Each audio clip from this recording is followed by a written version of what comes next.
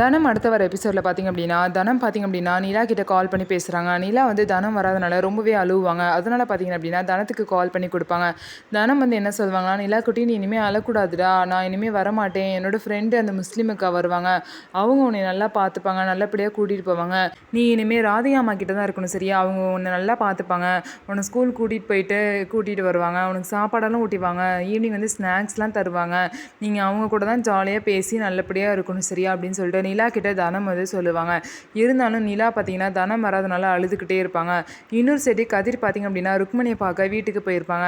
எல்லா விஷயமும் கேள்விப்பட்டு தான் பார்த்திங்க அப்படின்னா கதிர் வந்து ருக்மணியை பார்க்க போயிருப்பாங்க.